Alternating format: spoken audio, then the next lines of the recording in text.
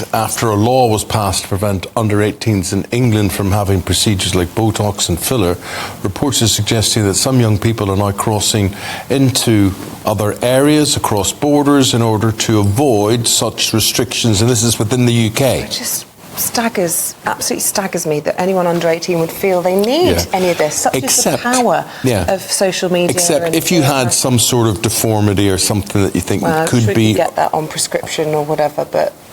You know, these are just it's just terrible.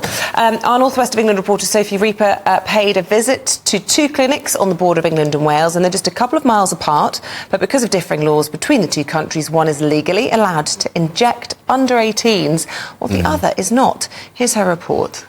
The pressure to look perfect has never been higher. As the beauty industry continues to develop new techniques, social media provides a constant platform for people to follow the latest trends. At 18, when I was going to any person that was doing an offer on Instagram, actually I had more filler in my face. I don't regret it because now I can talk about it. I just wish that I had done more research and not used Instagram as a research tool. Since appearing in Love Island, Faye has begun campaigning to have better standards across the beauty industry, including regulations surrounding under 18s. I know there's a lot of younger people out there getting these works done as little as 18, 17. You know, every time I've ever been before now and before what I'm campaigning for, I've never been ID'd. No one ever asked me to prove my age when I went. A big frown down. Jane began her career in aesthetics back in 2008.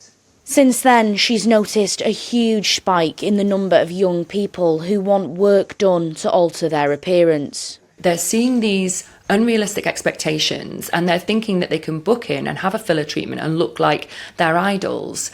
One of the worrying things about that is, you know, the increase in body dysmorphic disorder. Amid growing concerns for young people, a law was passed in England in 2021 to prevent under 18s having injectable enhancements. Most registered professionals wouldn't be treating patients under the age of 18 anyway. We know that younger people can make poor choices, are less able to make balanced decisions about what they want. Here in England, if you're under the age of 18, then legally you aren't able to have cosmetic procedures such as botox or filler. However, if you take a short stroll up the road and cross the border into Wales, you'll suddenly find the law is very different. Just 6 minutes down the road from Jane's business is another clinic offering similar services. However, because of simple geography, the regulations it's held to are vastly different. Legally, they would be able to treat under 18s, but because of ethical reasons, they've always refused to do so. Safety to me is the number one priority. We've always been against it, but certainly there are clinics around the area that do treat those young people and do enhance their features with such things as lips and cheek fillers and, you know, freeze their faces with botox. And the Welsh Government should be not just regulating the age, but they should be regulating who should be allowed to do these treatments. So far, England is the only country in the UK to make it illegal for under 18s to have this kind of procedure. But as concerns grow, some people are questioning whether it's time for others to take a stand and change their laws too. Sophie Reaper, GB News. Well, for more on this, let's talk to Dr. Dukabukata. Dr. Dooku, he says, is fine. Dr. Did you have a cartoon series on ITV? No, but you can think of Count Dooku from Star Wars. Count Dooku, yes. Was that Christopher Lee played that part? Yes. Christopher Lee is a fascinating actor. I had a lovely conversation with him one day. He is amazing. Yeah, and it's an honor for me to carry his name. But Dr. Botox is a Botox man, but he says that he would never do cosmetic Botox for an underaged person. Why, Doc? There's several reasons. The first and foremost reason is teens are a lot more impressionable.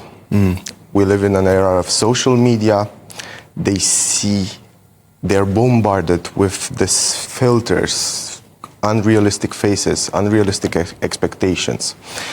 So, and you have to remember that fillers and Botox are very addictive. People don't realize, but they are very addictive. That's why you see people on the street walking, not realizing that their face does not look entirely human. So I think you need time, you need your personality to be evolved enough before making a decision. You look at artificial intelligence, you look at people with filters on their phone, and people can look whatever way they want. Exactly. And the reality is, when they stop looking at the phone and they look in the mirror, they frighten themselves to death. Unless basically. they get these procedures. But I mean, Yeah. who amongst us wouldn't want to look like their under 18 self? I would love that lovely, firm, young flesh. I completely agree. if I could. completely agree. And we don't have to demonize cosmetic procedures because they can improve. Preserve. But there is a limit to what they can do. And when you're under 18, you don't need to look under 18 because you already do that. And you have to choose them for the right reasons. And in some people, even up to 21, their face changes. And when you don't let the facial muscles, the facial symmetry evolve by itself. Use Botox, for example. Use Botox to block in somebody who's 17, 16. You block their forehead, you block their glabellar area. The nerve dies, doesn't it? It doesn't die. It paralyzes the muscle, but what happens is, especially in very young individuals, the other muscles start carrying the weight. So if you look at people between 2005 and 2010 that have been using Botox in their early 20s, what you'll notice is they have very unnatural lines around their cheeks.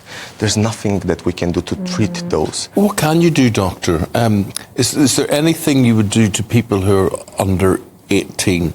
So first of all, social media and marketing should be blocked for underaged people. It's never going to happen.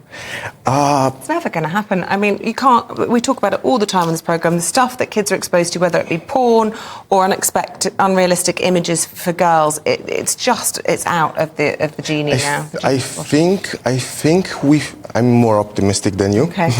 I think if we use our power as doctors and also the influencers, if they start talking, if they start telling that, look, I am 26, I use this filter, this is not how I look, this is actually how I look.